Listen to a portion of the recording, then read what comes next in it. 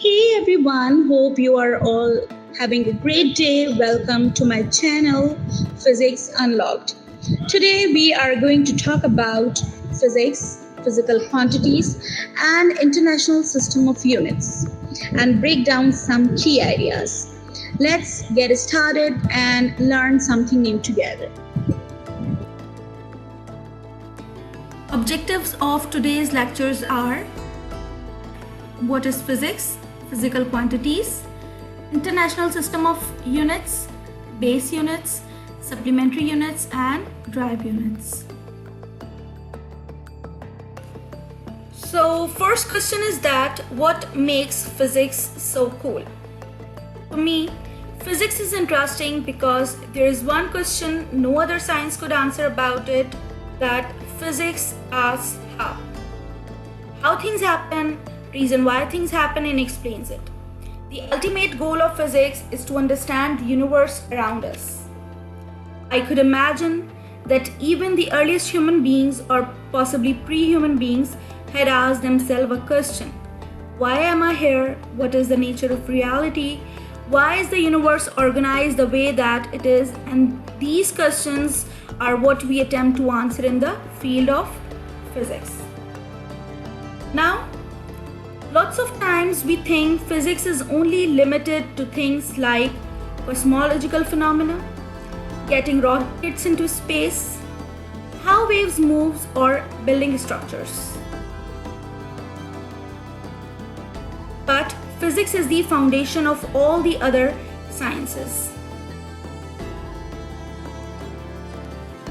If you want to understand that what is physics, then initially many people came across these questions, that what is fire, what is its composition, conversion of day and night, earth is flat or what is its shape, sunrise, moon, what is water. So in order to answer these questions, human beings have used his five senses, which is called observation. And by the help of this observation, he concluded or made some hypothesis, and to verify it, they have performed experiments. And before 1800th century, science was just based on observation and experiment, and combinedly they are known as science. Science is basically a Latin word. Scientia means knowledge. After 1800th century, science is further divided into two parts: non-living things and living things. Non-living things is also known as physical science. Living things is known as biological sciences.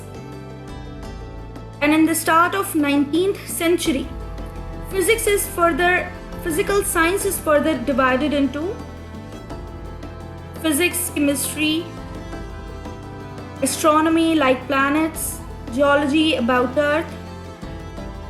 Physics is the branch of science which deals with the matter and energy and interaction between them. You all have studied in your previous classes that what is matter? Matter, anything that occupy some space and have some mass. So what is energy? Energy is the ability to do work, and there are many forms of energy: heat energy, mechanical energy, light energy, electrical energy. Then physics involves the interaction of matter and energy. Energy can be converted into matter, and matter can be converted into energy. You all have must seen Einstein's famous equation E equals to mc square, which proves that energy and matter both are interconvertible, and you must have seen this famous equation printed on the main cover of many books. So let's see what are some of the examples which shows the interaction of matter and energy. You all have studied Rutherford Goldfoil experiment in your lower classes, in which he has bombarded the alpha particles on the gold foil, and we consider gold foil as a matter and alpha particles are as energy particles. And when he has bombarded these particles on gold foil, he concluded some of the results, that there is some positive attraction there in between the atom, which is nucleus. That's why these rays deflected from it, and there is some empty spaces in between the atoms due to the presence of shell. So basically what I'm trying to say, that due to interaction of energy and matter, Rutherford has concluded the structure of atom. So by the interaction of matter energy, he has concluded some very important results. Similarly, sunlight is considered as energy and it's a solar panel when the solar panel is considered as matter, and when the light from the sun is fall on the solar panel, we will use these energy to light up our bulb. So this interaction of matter energy is used to light up the bulb. So there are many examples of interaction of matter and energy, and the whole physics, not only physics, we will say the whole universe is basically categorized either in matter or in energy, and all the interactions between these two quantities, matter and energy, we will study in physics. Physical quantities.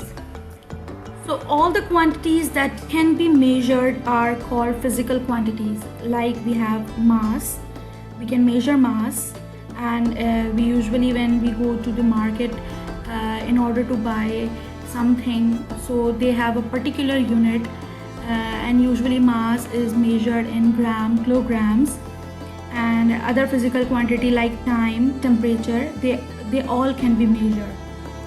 If a quantity possesses these two property, then it is called physical quantity. Like it must have a numerical magnitude. Numerical magnitude means any number in which, and unit in which it is measured. Physical quantity is basically divided into two: base quantities and derived quantities. Base quantities, it form the base, or we can say the foundation of other physical quantities. Means all the fundamental physical quantities are base quantities, and derived quantities are those which express in terms of base quantities. System of units. In earlier times, scientists of different countries were using different system of units for measurements. Three such systems are FPS, which is a British system, CGS, and MKS. And in terms of unit, FPS is foot, pound, second, means length is measured in foot, mass is measured in pounds, and time is measured in seconds. Similarly, for CGS, length is measured in centimeters, mass is measured in grams, and time is measured in seconds.